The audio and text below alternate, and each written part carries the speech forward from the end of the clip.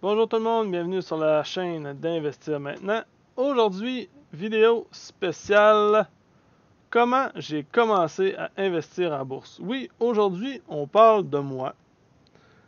Donc, je suis sûr que vous êtes déjà demandé, ouais, mais lui, il sort de où avec ses vidéos, puis avec son groupe, puis investir en bourse, ça vient de où ça? C'est quoi son parcours? Je n'en ai pas vraiment parlé depuis le début. Puis c'est aujourd'hui que ça se passe. C'est quoi mon parcours? C'est quoi mon histoire? C'est quoi ma formation? Qu'est-ce que j'ai fait pour décider d'investir en bourse? Toutes ces questions-là, j'essaie d'y répondre aujourd'hui. En même temps, on va parler du groupe Facebook d'Investir Maintenant, de la chaîne YouTube d'Investir Maintenant. Et en passant, si vous aimez cette vidéo ou vous voulez en savoir plus sur la chaîne, je vous invite à vous abonner ici en bas et à regarder toutes mes vidéos qui sont sur la page d'accueil de la chaîne. Comme vous pouvez voir, je vous ai posé un petit questionnement à l'écran. Donc, qui êtes-vous parmi ces deux mentalités-là? Je vous invite à marquer la réponse dans les commentaires en bas de la vidéo sur YouTube. Et on va commencer la vidéo à l'instant. Comment j'ai commencé à investir en bourse? Premièrement, avant de répondre à cette question-là, j'ai pas le choix de commencer par le début, sinon ça n'aurait pas de sens de dire ça tout de suite, vous ne comprendriez pas. OK? Donc, premièrement, moi j'ai 29 ans. J'ai de l'expérience en achat de maison. Je suis propriétaire d'une maison. J'ai aussi de l'expérience en achat de véhicules. J'ai déjà acheté un véhicule usagé. J'ai acheté un véhicule neuf. Aussi, j'ai un bon travail. Donc, ce qui veut dire un bon salaire et je suis capable d'investir. Je suis capable de me libérer de l'argent justement pour des projets. La raison aussi pourquoi que je ne montre pas mon visage dans mes vidéos, c'est justement à cause de mon travail. Aussi, au niveau de mes formations, je vous le dis, je vous le redis, j'ai aucune formation en finance. J'ai tout appris sur le terrain, essai-erreur, l'achat de ma maison, les raisons pourquoi j'ai fait une vidéo là-dessus, c'est une de ces raisons-là. Après ça, toutes les expériences que j'ai vécues, j'essaie de les transmettre dans mes vidéos puis pour essayer d'aider les gens. Je vais vous parler un petit peu de mon historique d'apprentissage au niveau de l'argent dans toute ma vie, depuis que je suis jeune, aller jusqu'à aujourd'hui. OK? Donc, premièrement, je vais vous parler de ma famille un peu. Mes parents, ma mère avait une super bonne job. Mon père avait sa propre compagnie. Je parle pas d'une grosse compagnie, mais une compagnie qui créait de l'emploi à mon père, peut-être avec un ou deux employés, juste bien pour vivre, OK? C'était pas la grosse affaire. Mais le côté entrepreneurial est là, j'ai été élevé là-dedans. OK? Ma mère m'a toujours dit, au niveau de l'argent, il faut toujours se payer avant de payer les autres ou de payer ses dettes ou peu importe quoi. Donc, ma mère m'a toujours dit, depuis que je suis jeune, c'est important de se mettre environ 10% d'argent de côté pour se payer, pour économiser, puis au bout de la ligne, ce 10%-là, ben, avec le temps, ça va faire un gros montant d'argent pour le futur. C'est ce qu'elle me dit, puis ça, je m'en rappelle encore comme si c'était hier. Moi, je suis chanceux, depuis que je suis jeune, que je l'ai eu facile au niveau de... C'était né chez moi, dans le fond, d'économiser de l'argent. J'ai jamais eu de problème à payer quoi que ce soit. J'ai tout le temps eu de l'argent de poche. J'ai tout le temps travaillé pour mon argent. Quand j'étais jeune, je grattais, je passais les journaux. J'ai tout fait ce genre de job-là pour comprendre la valeur de l'argent, puis être capable d'économiser. Puis j'avais été élevé comme ça. Ma mère m'a tout le temps dit d'économiser son argent. J'ai jamais vraiment eu de dette au niveau de mes études. Puis j'avais des super de bonnes jobs. Je travaillais souvent l'été. Je travaillais tout le temps l'été en fait, beaucoup. Puis j'étais capable, quand j'allais au cégep, j'avais même pas besoin de travailler. Je roulais sur mes économies que j'avais faites pendant l'été. Aussi, je suis quelqu'un de sportif qui aime les chiffres. J'ai toujours aimé les chiffres, les statistiques. Et peut-être un peu trop le gaming aussi, comme d'ailleurs, comme la plupart des jeunes aujourd'hui.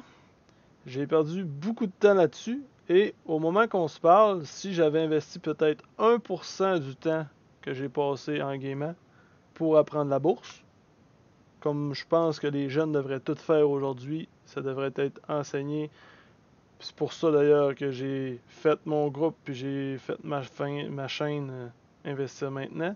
C'est pour enseigner aux jeunes puis enseigner aux gens qui veulent investir en bourse ou qui ont un petit peu d'intérêt pour ça.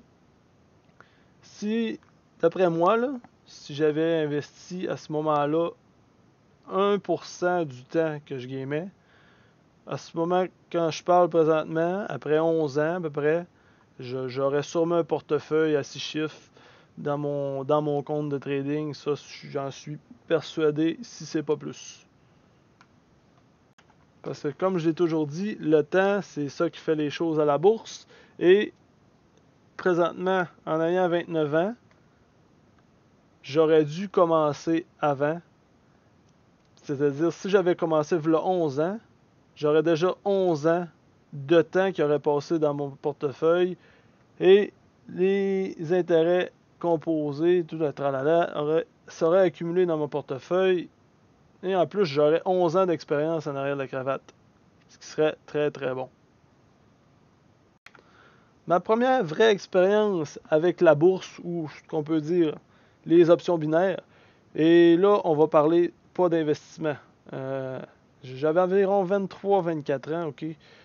J'ai mis 250$ dans les options binaires. Oui, les options binaires, et on va dire, j'ai joué aux options binaires parce que c'était vraiment pas investi et j'ai tout perdu mon argent. Ce qui m'a laissé un peu un mauvais souvenir là-dessus. Une mauvaise expérience. J'avais peut-être perdu 250$ à ce moment-là, mais quand on voit la phrase qui est ici, l'échec est une opportunité pour grandir, ben, je pense que c'est vraiment le cas pour ça parce que j'avais goûté à jouer à la bourse et non investir à la bourse. Et je savais déjà qu'en jouant à la bourse, c'était très très très dangereux à comparer d'investir. Par contre, à partir de ce moment-là, c'est vraiment là que je me suis rendu compte que j'avais un intérêt pour l'investissement, pour vraiment placer mon argent puis essayer de le faire fructifier. Mais j'ai lu des livres un petit peu, lu un livre entre-temps, peut-être entre 24 et 26 ans, puis le temps a passé, puis j'ai jamais vraiment accroché, jamais vraiment trouvé de façon comment investir mon argent, soit dans l'immobilier, soit à la bourse. Je ne savais pas trop comment faire. OK? C'est juste vraiment quand j'ai acheté ma maison, peut-être aux alentours de l'âge de... J'avais 27 ans, je crois, quand j'ai acheté ma maison. À partir de ce moment-là, c'est là que j'ai vu vraiment qu'est-ce que c'était un terme. Parce que moi, j'avais vraiment pas eu de terme, mis à part mon auto que je m'étais acheté, qui était neuf, vers l'âge d'à peu près 24-25 ans. Quand je me suis acheté ma maison, là, c'est là que je me suis rendu compte que là, j'avais une hypothèque à payer. Et là, dans ma tête, c'était gros. Puis il fallait que ça se paye le plus vite possible. Fait que j'ai fait ni un ni deux. Puis j'ai pensé une stratégie pour payer ma maison plus vite.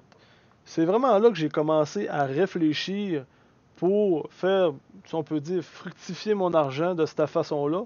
Mais l'achat de ma maison m'a fait réfléchir à faire travailler mon argent différemment que ce que je le faisais avant. Parce que mon but, c'était de payer ma maison le plus vite possible pour pas avoir de dette, parce que j'ai tout le temps eu cette mentalité-là. C'était quand on n'a pas de dette, on est riche. Moi, j'avais tout le temps pensé ça dans ma tête, mais là, j'avais une dette de maison. Puis là, il fallait que ça se paye vraiment vite. Puis j'en ai venu à la conclusion qu'il fallait que je fasse des paiements doubles sur ma maison. Puis j'avais calculé qu'après 11 ans, ma maison serait finie de payer. Puis là, j'allais avoir bien plus d'argent après parce que là, on n'aurait pas besoin de payer d'hypothèque et tout le tralala. Par contre, à ce moment-là, je savais très bien que j'étais quand même chanceux. Ben, je sais pas si on peut appeler ça de la chance ou de la détermination ou peu importe. D'être dans le 15% de la population, si on peut dire, qui est capable d'économiser, puis se mettre de l'argent de côté, puis se faire un petit peu ce qu'il veut côté monétaire, de ne pas avoir besoin tout le temps d'être à côté, puis d'être dans le 80 autres % de la population qui, eux, ils ont de la misère à payer leurs choses, puis ils arrivent tout le temps serrés à la fin de mois. Tu sais, j'étais pas là, là. J'étais vraiment dans le 15% des gens qui économisent, qui s'enlignent pour avoir une bonne retraite, qui s'enlignent pour avoir des économies. J'étais dans ce pourcentage-là, sans me rendre compte qu'il y avait une autre possibilité vraiment à ce moment-là. Je vous situe dans le temps légèrement. Je suis rendu à 28 ans, je fais des paiements à double sur ma maison. Moi, dans ma tête, je pense que c'est vraiment la bonne façon. Où ce que je suis rendu, la façon de penser, c'est comme ça, c'est parfait ce que je fais. Et un moment donné, un monsieur je pense que c'est Industriel Alliance vient chez nous. Il voulait essayer de nous vendre des assurances pour quelque chose, puis en même temps, c'était un planificateur financier, mais on n'avait pas vraiment besoin de ses services de planification financière. Mais là, j'y parle des paiements doubles sur ma maison, puis là, lui, il me sort que c'est peut-être pas la meilleure façon de placer son argent. Puis là, moi, de penser, on peut dire, ma façon de penser, je pensais qu'elle était bonne. Et là, je l'écoute parler, qui dit, ben, monsieur, vous devriez placer votre argent, dans le fond, l'argent que vous mettez en paiement double, ben, vous devriez la placer dans un CELI, avec un pourcentage d'intérêt qui est plus haut que votre taux d'hypothèque que votre maison. Exemple que si votre hypothèque est à 3%, ben, vous placez votre argent à 4, 5, 6%. Puis là, à ce moment-là, sur le long terme, vous allez faire plus d'argent avec votre placement que votre hypothèque de maison, ça va vous coûter réellement. Là, moi, pas sûr de ça. Pourtant, je suis quelqu'un qui aime les chiffres, pas sûr de ça. Je suis vraiment là, vous voyez la force qu'il y a là? Je fais seulement ce que je connais, là. Je suis pas mal dedans, là. C'est pas mal là que je suis. Fait que là, je l'écoute parler, puis je comprends ce qu'il me dit, mais dans ma tête, ça rentre pas. Ça rentre dans une oreille, ça sort de l'autre. Mais pourtant, le gars, c'est pas la première fois que j'entends ça, puis ça a l'air à faire, tu sais. Lui, il pense de même, puis lui, il l'enseigne de même, puis lui, il vend ça à d'autres gens comme ça. C'est peut-être moi qui est pas correct à ce moment-là.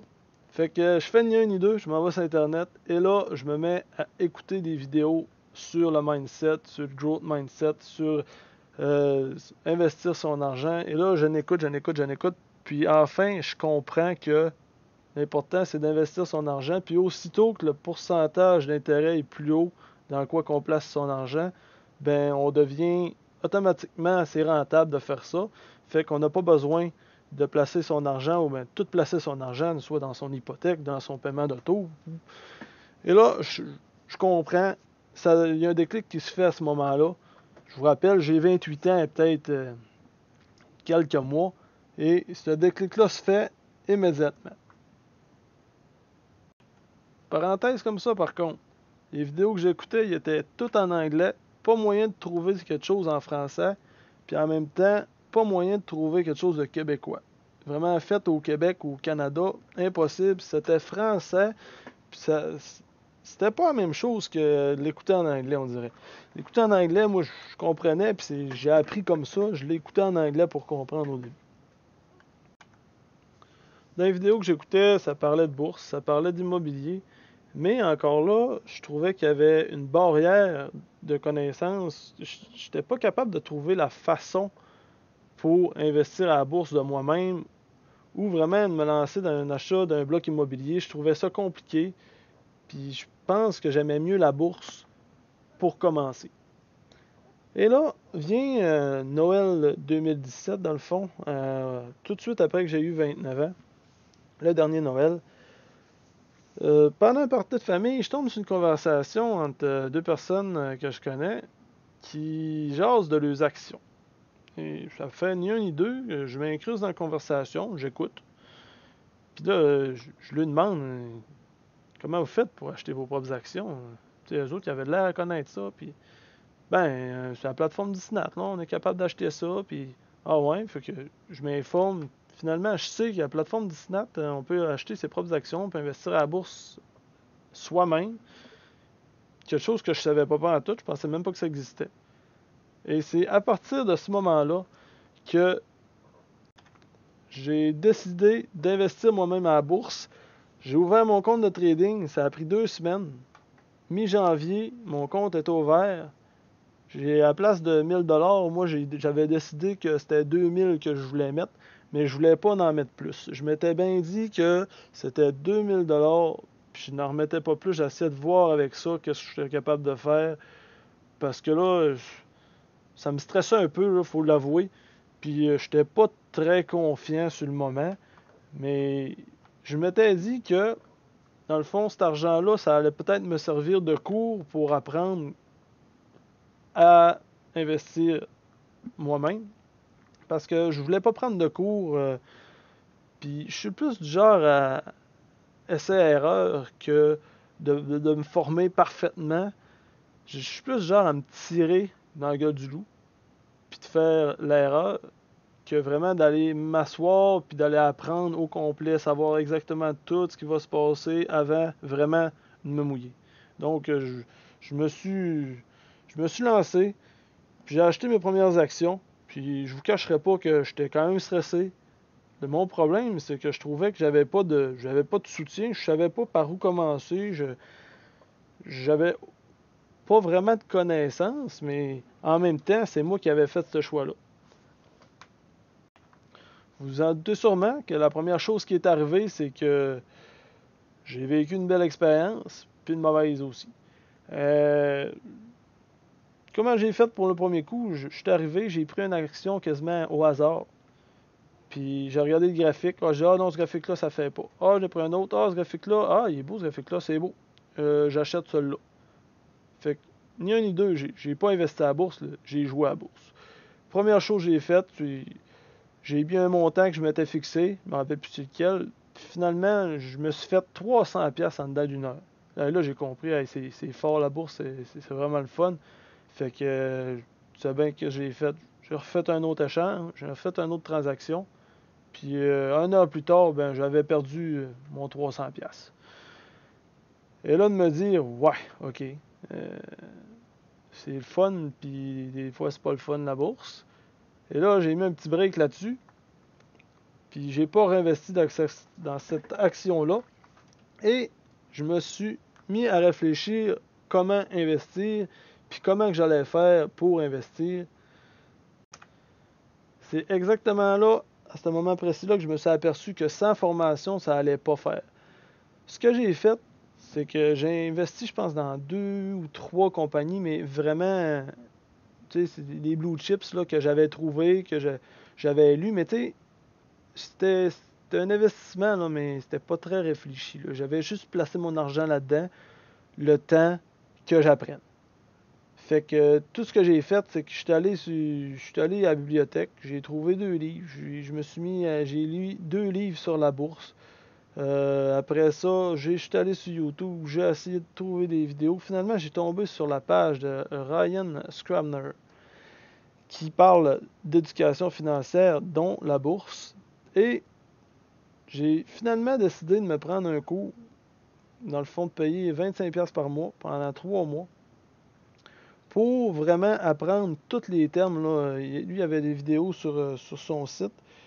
Puis j'ai passé au travers de toutes ces vidéos. J'ai appris tout ce que je suis en train de vous montrer là, gratuitement sur YouTube. Là. J'ai passé au travers de ça. J'ai appris ça en dedans d'à peu près un mois et demi. Là. J'en ai appris plus encore que ce que je vous ai montré pour le moment. Là. On n'est pas rendu loin encore. Pas besoin de vous dire que j'ai pris de la confiance assez rapidement au niveau des connaissances de la bourse. Puis je me suis mis à faire des lectures sur les petits points que je connaissais pas. Sur Google, il y a tout. Moi, j'avais une question, c'était Google. Je regardais une vidéo. euh, J'allais tout chercher sur Internet. C'est là que j'ai appris vraiment à investir en bourse. C'est vraiment sur Internet. Puis c'est pour ça d'ailleurs que, à partir de ce moment-là, un coup que j'ai eu appris quasiment tout en anglais, je me suis posé la question, comment ça se fait qu'au Québec, il n'y a personne qui parle de comment investir à long terme sur YouTube, exemple, qui fait des vidéos là-dessus. La seule personne que j'ai trouvée, qui s'appelle Danny Murray, qui a une chaîne YouTube, c'est un penny trader. Il y avait des choses que j'étais capable d'apprendre de lui, mais il y a des points que ça m'intéressait pas parce que c'est plus du court terme. Mais je veux pas dire que ça fait qu'il est pas capable de se faire de l'argent, là. Il avait de l'air à très bien se débrouiller, puis il a de l'air à connaître ses affaires. C'est juste que la mentalité pas pareille. C'est à partir de ce moment-là qu'il m'a passé l'idée d'essayer d'apprendre aux gens la bourse et la raison pourquoi que j'ai créé le groupe Investir Maintenant et la chaîne Investir Maintenant après seulement, oui, 3 mois de trading à la bourse. Ça vous montre à quel point que la confiance avait changé à partir entre le mois de janvier et le mois de mars. Mais ça, il va y avoir une deuxième partie à mon vidéo qui va être dans les prochaines semaines. Donc, on va en reparler de ça, du groupe et de la chaîne Investir Maintenant. Mais on va terminer pour la question qui était comment j'ai commencé à investir à la bourse. Donc, c'est de cette façon-là. Vous avez vu tout le développement, qu'est-ce que j'ai vécu comme expérience, qu'est-ce que j'ai fait. Mais ce que je trouve le pire dans tout ça, c'était ma pire erreur de tout, là, dans tout mon cheminement, ça a été qu'il n'y a personne qui me dit que dans la vie, il fallait investir son argent. J'ai toujours eu des gens autour de moi qui m'ont dit qu'il faut économiser son argent et personne ne m'a vraiment dit qu'il faut investir son argent. Et il y a un monde de différence entre les deux. Si j'avais su comment faire pour investir mon argent à l'âge de 18 ans, croyez-moi que j'aurais beaucoup plus d'argent dans mon compte de trading que ce que j'en ai là.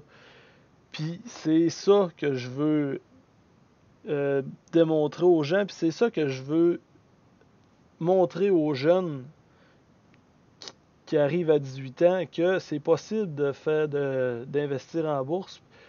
Puis c'est possible de faire de l'argent avec la bourse. C'est juste qu'il faut bien se former, puis avoir la confiance. Ça vient automatiquement avec la formation. Puis avoir confiance que la bourse, c'est pas dangereux. C'est juste la façon d'investir qui peut être dangereuse, dépendamment de la façon que vous investissez. Là, je viens de parler des jeunes, mais je pense aussi que c'est pour tout le monde la bourse. Puis vous pouvez commencer à n'importe quel âge à investir par vous-même. Puis je trouve que c'est la meilleure chose qui peut vous arriver de votre vie parce qu'à date, moi, depuis le mois de janvier, là, moi, c'est une passion que je me suis découvert. Puis c'est ma raison pourquoi que je fais des vidéos. C'est pour essayer de vous transmettre ma passion. Puis essayer que tout le monde ait la chance d'être un jour libre financièrement. J'espère que vous avez aimé cette vidéo.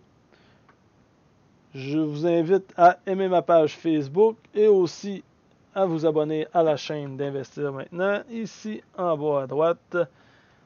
Je vous souhaite bonne fin de journée. À la prochaine.